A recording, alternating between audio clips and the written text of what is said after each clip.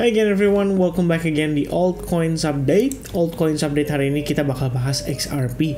Jadi sebenarnya kemarin saya ngelihat udah banyak banget yang ngasih komen ya di video Matic terkait dengan beberapa altcoins yang jadi pilihan teman-teman. Beberapa yang cukup banyak diminta request itu ada The Grab atau ya GRT. Kemudian ada yang request juga ARB ya atau Arbitrum. Kemudian OP juga atau Optimism.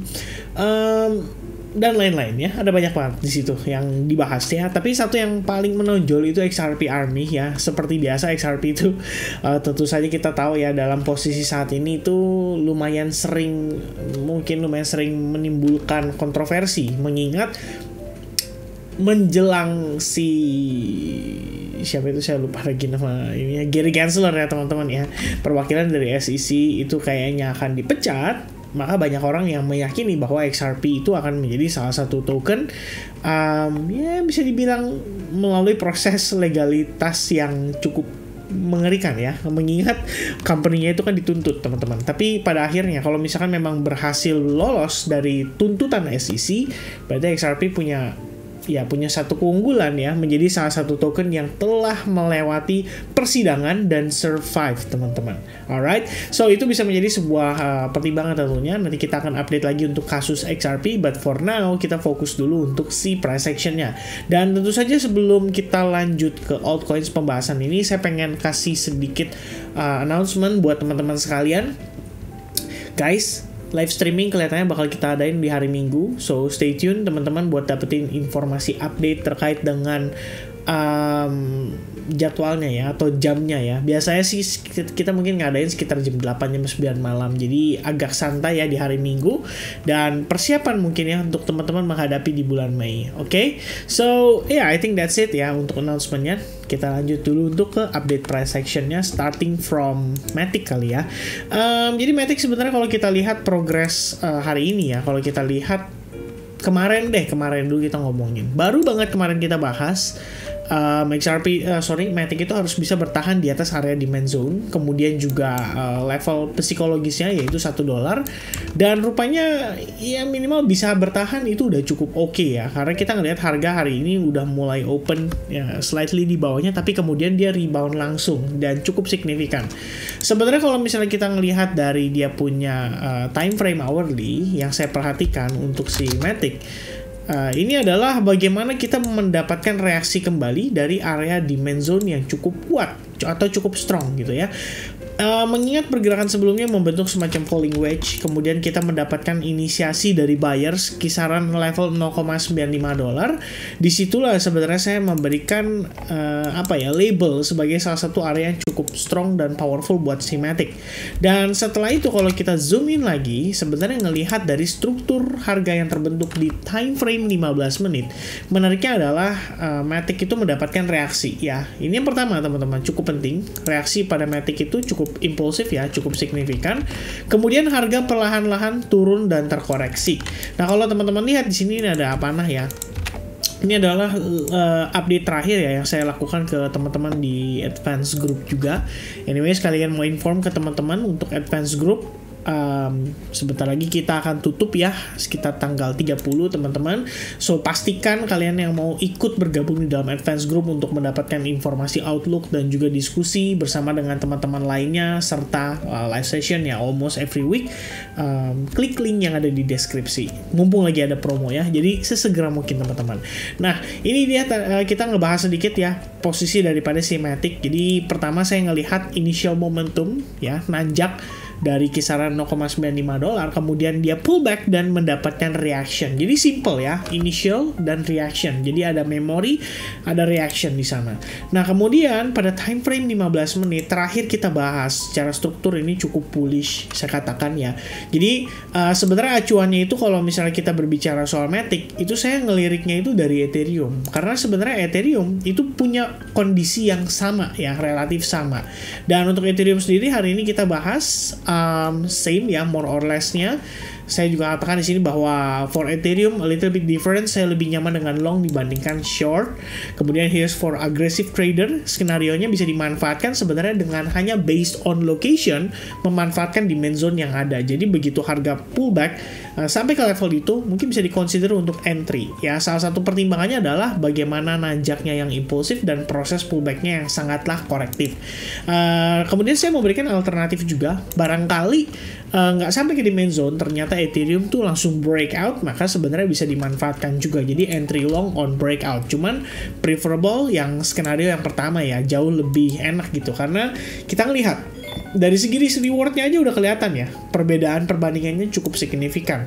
Kalau misalnya teman-teman ngambil yang pada saat dia setelah konfirmasi breakout, itu risk and rewardnya jadi lebih sedikit. Dan pada akhirnya Matic Ethereum mengikuti progres yang sempat kita diskusikan, reaction coming from demand zone, rebound, dan sebenarnya langsung mencapai ke risk and reward yang kita expect gitu ya.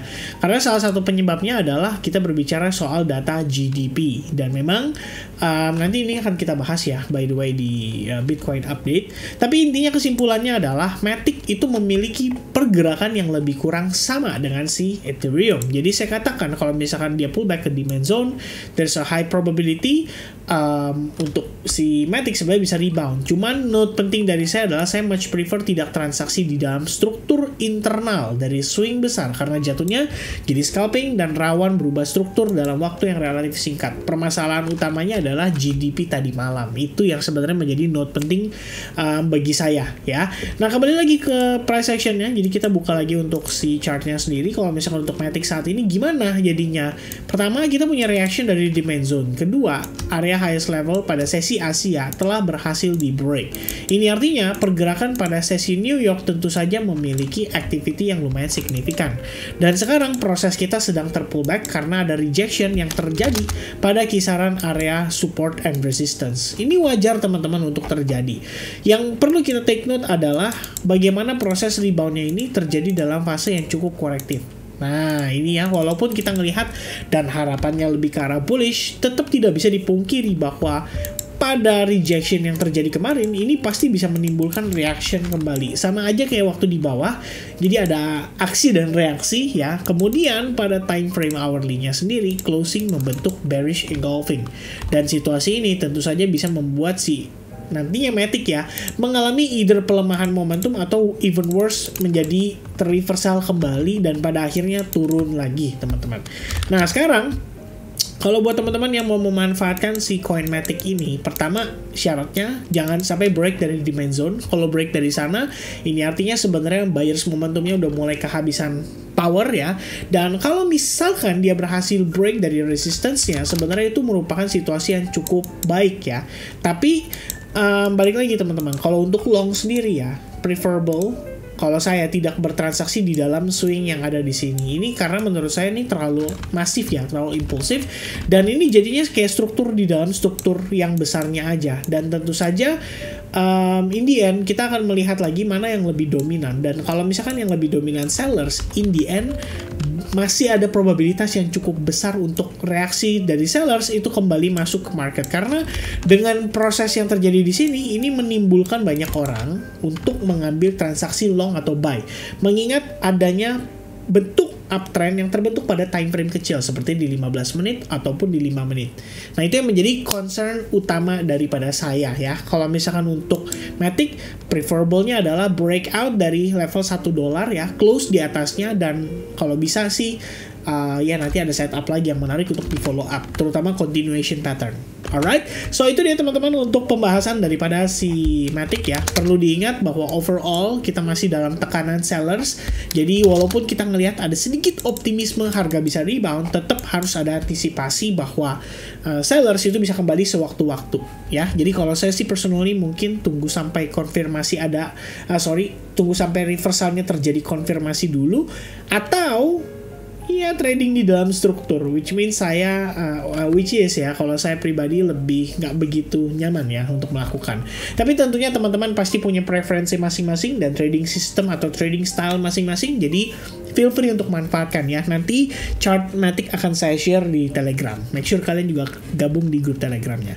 And then kita masuk ke dalam main discussion kita, yaitu XRP ya. Teman-teman, saya pengen review bahwa XRP sebelumnya kita pernah bahas juga di video YouTube channel saya.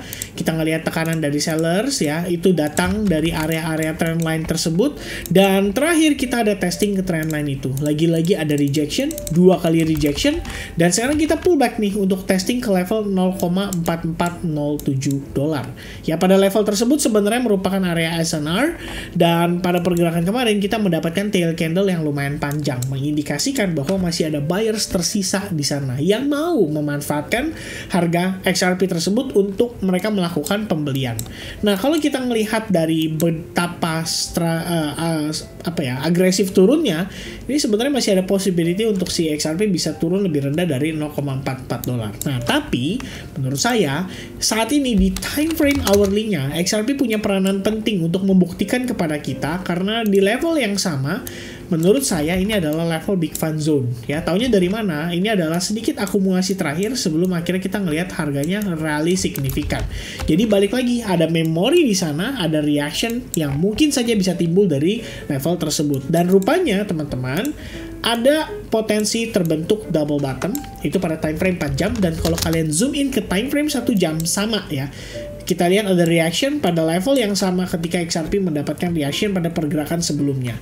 Nah, kalau saya lihat secara keseluruhan, XRP itu lebih ke sideways. Dan sideways-nya ini bisa jadi merupakan reakumulasi yang dilakukan oleh para whales. Nah, uniknya, XRP itu punya kebiasaan teman-teman. Ketika yang lain sudah tidak bergerak, XRP justru yang malah bersinar. Nah, ini yang menurut pandangan saya sih perlu kita pantau ya.